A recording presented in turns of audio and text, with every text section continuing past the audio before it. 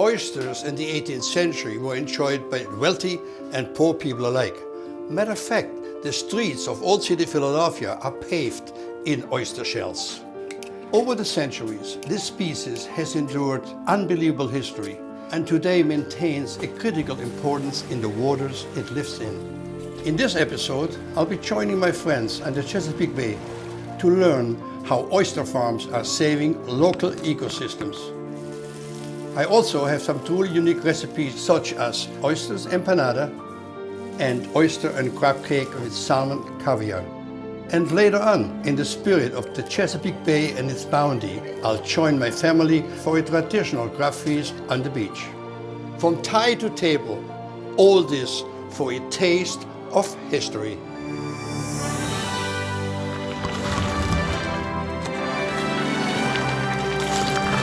Wow, spectacular.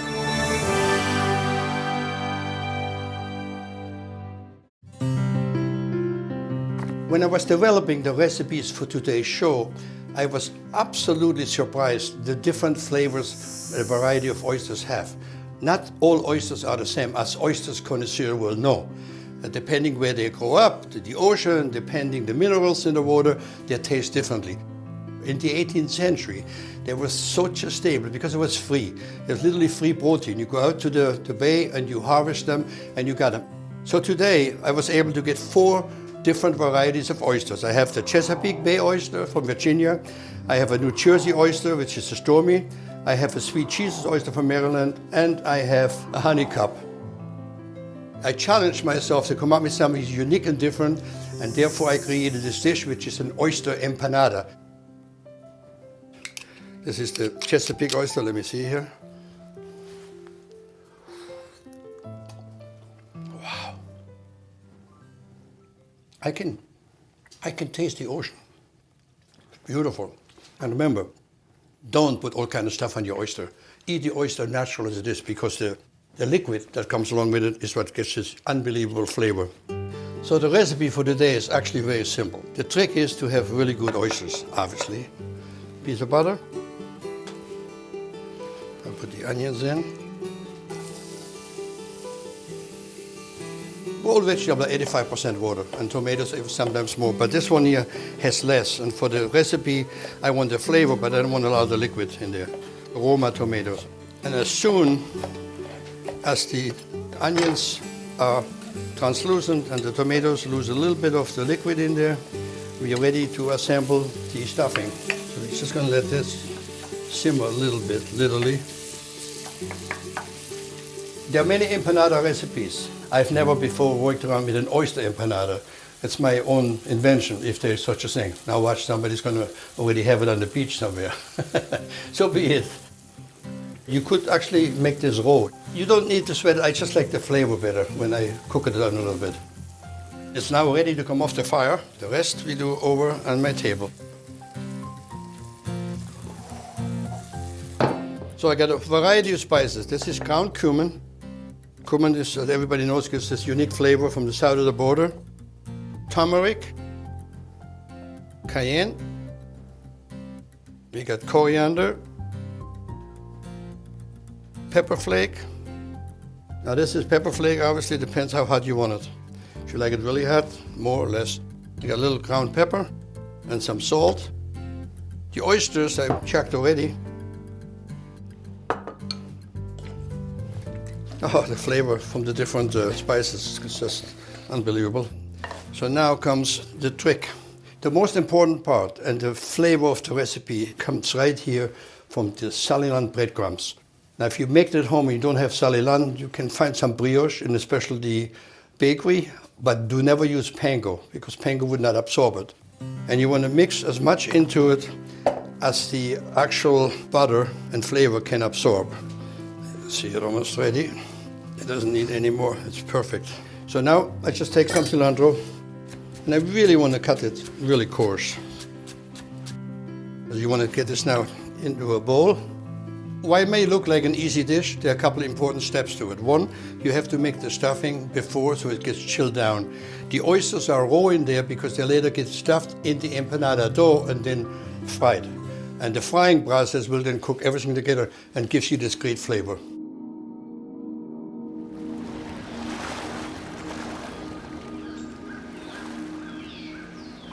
The Chesapeake Bay is known across the country as one of the best places for harvesting oysters. However, centuries of overfishing and disease have decimated the bay's iconic population to a tiny fraction of what it once was in the colonial era. This costly decline has taken a major toll on the water quality and the ecosystems within it. Oysters, they are big filter feeders. Scientists estimate that one adult oyster can filter up to 50 gallons of water a day when they're actively feeding. When you talk about thousands, millions of oysters, it starts to add up. They can filter out excess nutrients, which come off the land from agriculture, and really improve the water clarity. And that allows sunlight to penetrate, the grasses start to grow, that creates habitat for rockfish and crabs and other species. So they're basically a keystone species, very important for the health of the bay. Native American shell deposits indicate that humans have been harvesting and consuming oysters for thousands of years. During the settlement of Jamestown, Virginia in the 17th century, Captain John Smith described oysters lining the beach as thick as stones. These naturally forming oyster reefs sometimes grew so high that they posed hazards to passing ships. When the early colonists arrive here in the Chesapeake, they really don't know the landscape and they don't know the environment to the extent that they have no idea what they can eat. And they recognized oysters. Oysters are a food that are common to Europe. They're looking around and they're like, oysters, we can eat those. From the time period at Jamestown on, we see colonists just devouring oysters, those bladder-sized oysters. And they really represented a survival food for them. They were really the food of the people. In the 19th century, advancements in harvesting oysters grew dramatically. Oyster dredging scooped hundreds at a time, making harvesting a breeze compared to colonial methods such as hand-picking or tonging. The oyster business exploded. Baltimore, Maryland, in particular, was a major hub for harvesting and exporting oysters. Preservation methods like canning made it possible for people all over the nation to enjoy them. In fact, it was estimated in the 1880s that over 50% of the world's oysters came from the waters of the Chesapeake Bay. Everybody was going hell for leather for every oyster there was in the Chesapeake Bay. There was so much money to be made off of them. And you had gunfights on the Chester River. Competition and territory disputes for harvesting raged for 70 years in what would become known as the Oyster Wars. Within a century, overharvesting and disease decimated oyster habitats. And to this day, the water quality of the bay and the many species within it continues to struggle. It's just one reminder of how everything in the bay biologically is connected. So ideally, in our Chesapeake Bay of the future, we'll have one in which we consider the population of all of our different species so that we have an abundance of crab, an abundance of oysters, and everybody at the restaurants is happy.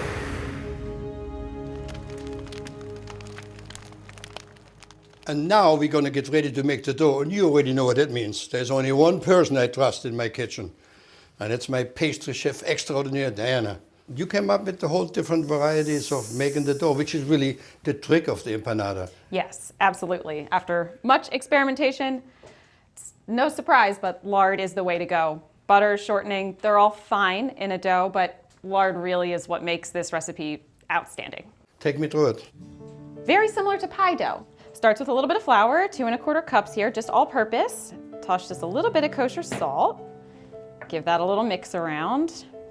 And then in comes the lard. It's important to keep it as cold as you can until you really want to add it. All right, so you can see how easily that comes together. I'm just barely pinching it with my hands, which are ice cold as well. Here, this is 1 tablespoon of white vinegar. Beautiful. Let's give that a stir in, and then there is just a little bit of water. Well, you can always add, you can take away. That's right. Because if you put too much water in there, then you're going to be in trouble. You have to add more flour, no good. Yes, and that can throw off the flavor of the recipe altogether. Whenever you fry on open fire, you want to make sure that the pot where the oil is in it is at least double in size, in volume. So like this one is like half, a little more than half, but I'm right here, no problem.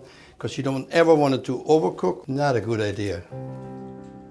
Okay, Chef, here's our nice, very chilled dough. Oh yeah. Yes, just a couple of hours in the fridge to really get it cold through and through. If you squeeze it and it's still squishy in the middle, put it back, give it another hour, Just take your time. I'm gonna divide this dough into two, actually. Just like many other pie doughs, re-rolling weakens the dough every time. And by weakens, I mean it actually makes it tougher. So you'll get a less flaky product. So try to roll it as few times as you can. Got you. So a little bit thinner than 1/4 inch. And I've got our lovely about 4-inch ring here. You can free form a cut, but this just makes it nice and easy, especially if you're making a lot of them. Get two here. Beautiful. Okay, now the fun part. The beautiful filling over here. And you can see one oyster, perfect. All of the components are in there. Obviously the spices are easy, but a little onion, a little tomato, and certainly an oyster. Okay, so what I've got here is just 1 egg beaten with a little bit of water, and that's just gonna help us get a seal on the edge. Just on one side. You don't have to go too crazy, because if it's too wet, then it'll just slide open as opposed to sticking. I like to put a little bit of a gap as I'm pressing down so that when we roll the edge, everybody's Gotcha. wrapped in tight. Really flatten out the edge. That'll help. Because you don't want to open it, you know. That's right. And now we're ready for that signature rolled edge, which looks a lot more complicated than it is. And all you have to do is start at one corner, fold it over into a triangle, and then it's just a pleat. So I kind of use my fingers to pleat it just over the tip of my finger. So I'm pressing down and pulling just a little bit and squishing it down where my finger was. You make it look so easy. You also have the right kind of fingers, you know. That's right. You know, it does help to have small hands for this fine detail. This is the beauty. This is what makes the difference between schlag and beautiful. Yes. Because you eat me the eye. So again, we do want to have these chilled for about 30 minutes before you fry, just to make sure that edge stays nice and sealed. So now you're going to see in a moment how the dough will bubble up, which is the whole trick, or I should say the signature of an empanada. You see? You see the tiny bubbles? It's perfect now. Test, let's see. Oh yes, look at that. Ooh. And I always appreciate when you have me on the show for savory stuff, because all tired the of sweet. desserts are great, but this is where it's at. Well, it's actually playing homage to your hometown. You are from the Chesapeake, so. That's right. I'm familiar with quite a few of these oysters, so it's really nice. I'll tell you what, the dough, huh? Feels. Light and flaky, it just melts. I mean, with all the seasonings and the oyster and the together, yeah. onions, oh, Beautiful. I could eat these all day.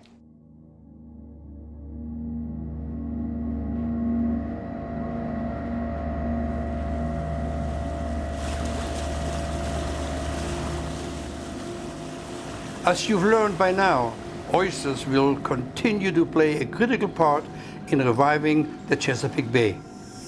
And my friends at Orchard Point Oyster Company are doing their part by farming oysters in a sustainable way.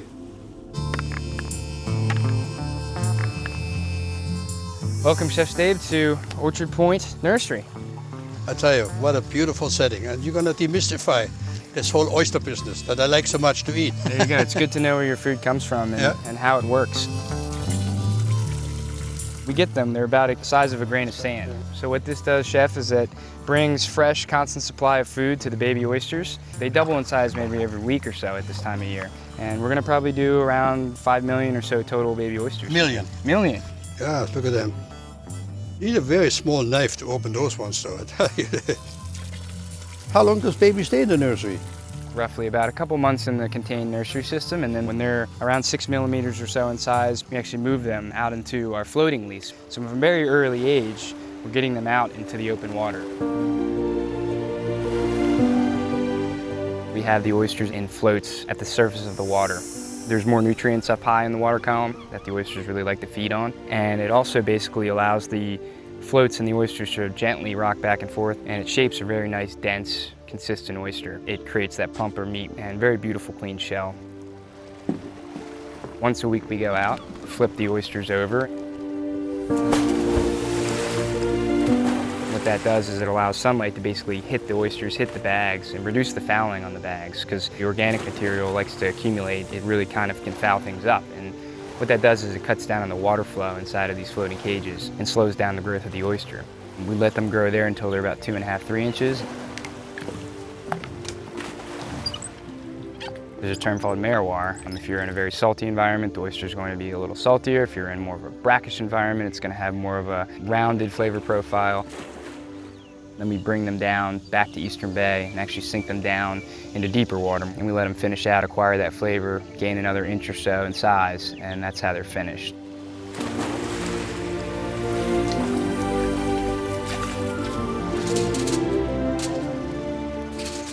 Wow. Now that's what it's all about, huh? There it is. God. How long does it take them from the small size until market size? What do you think? 18 months from very small. 18 months? Yeah, 18 months from grain of sand all the way up to a 3-inch oyster roughly. I had never realized how much is involved in farming oysters. It's a labor of love for sure.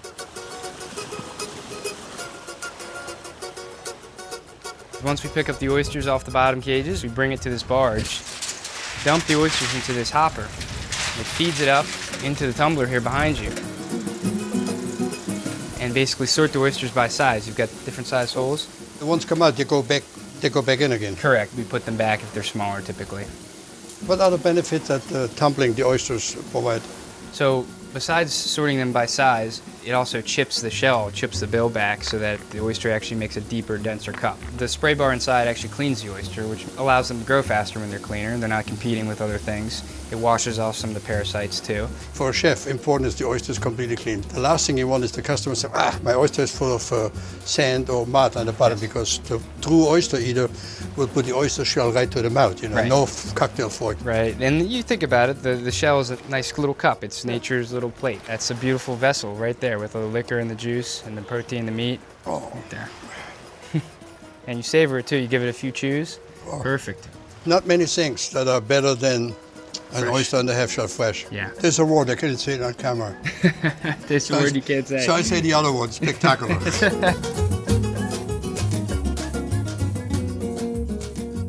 Oysters and crab meat is a natural combination. So what I've done is I've got some Chesapeake oysters. I already got out of the shell. I'm going to make a regular crab cake, griddle fried, finished up with some salmon caviar. So what I'm starting right now is I have some oysters that I already taken out of the shell. I just want to chop them. You want to cut the oysters in a small dice. I have the crab meat. Add the crab meat right on top of the oyster. This is like a half pound of crab meat. So even my recipe books will tell you to sweat the peppers and the onions. And the reason for that is that if you let it sit up, they'll spoil. They'll obviously take the liquid in it and it spoils your dish. However, if you make it for immediate consumption, like frying them or pan-searing them and eat them right away, you do not have to pre-sweat them. So basically they're already chopped nicely. This was completely fresh, and this is when they're getting pre-cooked. So today I can put a little bit of pre-cooked and a little bit other ones in there. Mix it up, make it light. 1 egg, crack the egg. Then we're going to be gently moving this around a little bit, gently, because we don't want the crab meat to be more broken down. We add a couple spoons of mayonnaise in here. You got some lemon juice.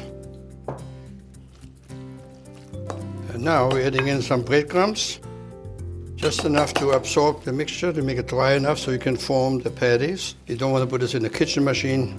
You need to put your hand in there to get the consistency right. Here we go. And then you're going to take them. The way you do it is you make a ball first. Then you take your outer hand, and the hand becomes your ring, if you will. See? And so basically you form them. Now all I got to do right now is wash my hands quick. My 18th century sink. Okay. So maybe 20 minutes in your refrigerator quick, just to congeal a little bit like that. So my griddle is hot. My 18th century griddle, still working. Been here since 1704. It's part of the inventory of Charles Thompson's estate. Imagine that. So we let them nicely brown. And the same recipe that I have here, I sell in the city tavern, but we normally deep fry it. See how gorgeous they are? So now what I'm going to do, I have a little bit of mayo, just a little dollop. Now this is salmon caviar or salmon roe. This happens to be the one that they call in the industry sushi grade. Parsley here. Almost too pretty to eat, but I got one on the side, so let me try. The flavor of the crab meat and the oysters, what a great combination. My 10-year-old granddaughter lives on the Eastern Shore and is an expert on picking crab. So let's go check out what her technique is, because she can do it much better than her opa.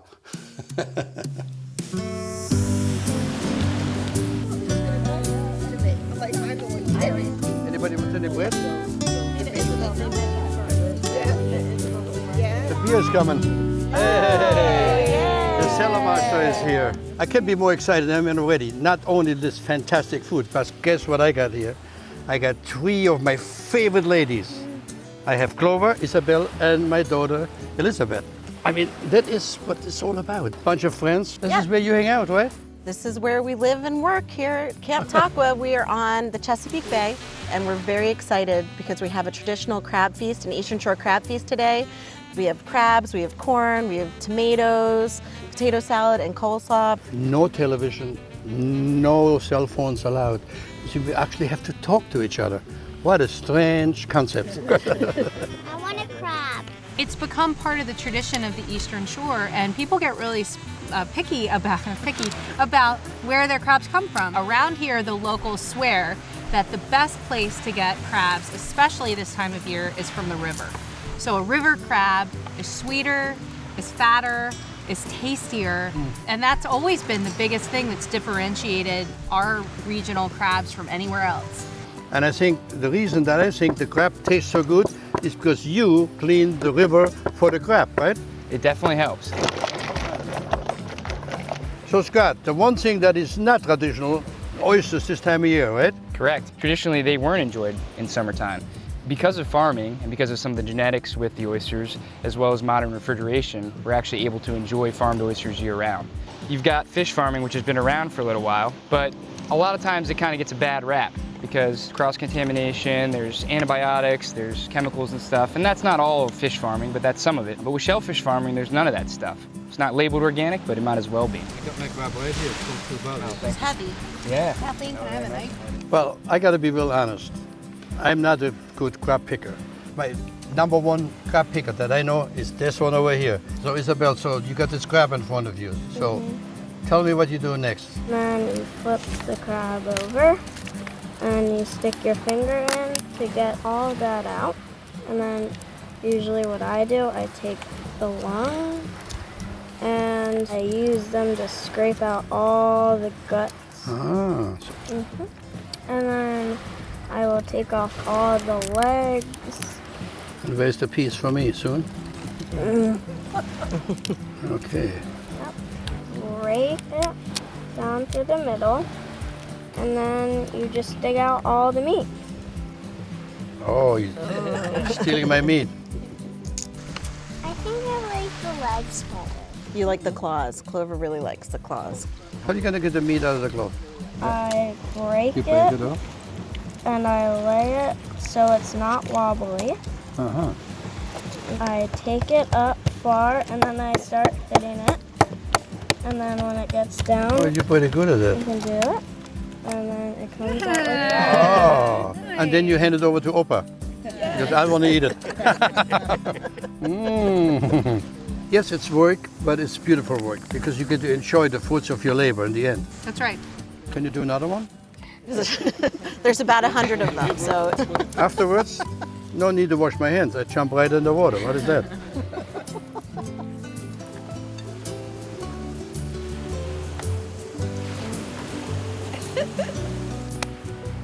All this for a taste of history from the Eastern Shore of Maryland. Opa loves you. You know that. Opa loves my girls.